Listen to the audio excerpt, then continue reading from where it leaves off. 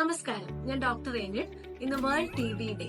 Yes, we can end TB, commit, invest, deliver എന്നതാണ് ഈ വർഷത്തെ TB ഡേയുടെ സ്ലോഗൻ. എന്താണ് ട്യൂബർകുലോസിസ് അഥവാ ക്ഷയരോഗം? ഇത് മൈക്കോബാക്ടീരിയം ട്യൂബർകുലോസിസ് എന്ന ബാക്ടീരിയ മൂലമുണ്ടാകുന്ന ഒരു ഇൻഫെക്ഷനാണ്.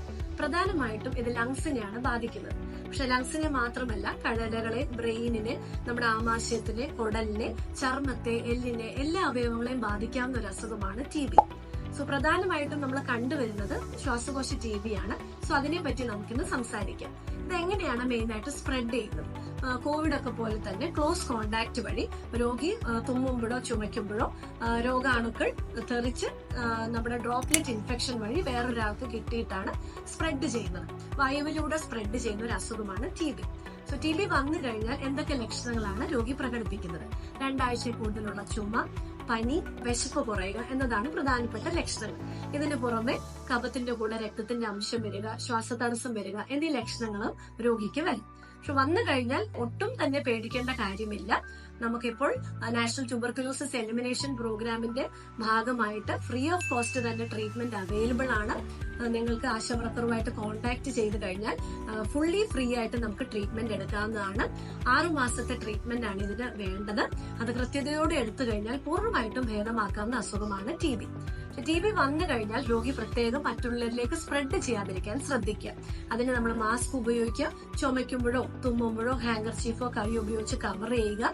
നമ്മുടെ റൂമുകൾ വെന്റിലേറ്റഡ് ആയിട്ടിരിക്കുക. ക്രോസ് വെന്റിലേഷൻ വേണം.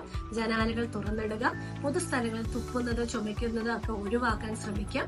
ഇങ്ങനെ നമ്മൾ കോമൺ ആയിട്ട് ചെയ്യുന്ന പ്രിക്കോഷൻസ് എടുത്തു കഴിഞ്ഞാൽ TB തടയാവുന്നതേ ഉള്ളൂ. അപ്പൊ TBയുടെ കോംപ്ലിക്കേഷൻസിലേക്ക് വരാതിരിക്കണമെങ്കിൽ കറക്റ്റ് ട്രീറ്റ്മെന്റ് ഫോളോ ചെയ്യുക. ഇപ്പൊ നമ്മൾ മെയിൻ ആയിട്ട് ഫേസ് ചെയ്യുന്ന TB എലിമിനേഷന്റെ ചാലഞ്ചസ് എന്ന് പറയുന്നത്, രോഗി ട്രീറ്റ്മെന്റ് മിക്കപ്പോഴും കംപ്ലീറ്റ് ചെയ്യാറില്ല. രോഗി ഒരു രോഗലക്ഷണങ്ങളൊക്കെ കുറഞ്ഞു കഴിയുമ്പോൾ അതിന്റെ ഭേദമായെന്ന് പറഞ്ഞ് ട്രീറ്റ്മെന്റ് പകുതി വഴിക്ക് നിർത്തുന്നത് ഡ്രഗ് റെസിസ്റ്റന്റ് TBയിലേക്ക് ലീഡ് ചെയ്യും.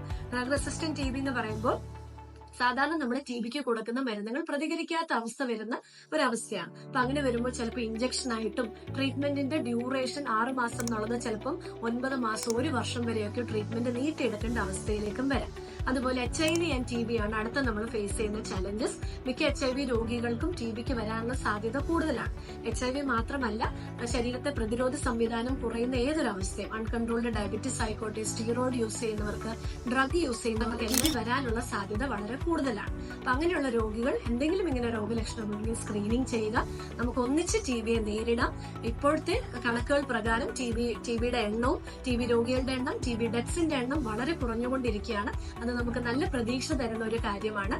നമുക്ക് ഒന്ന് ചേർന്ന് TBനെ നമുക്ക് ഇന്ത്യയിൽ നിന്നും ലോകത്തു നിന്നും എലിമിനേറ്റ് തന്നെ ചെയ്യും. Thank you.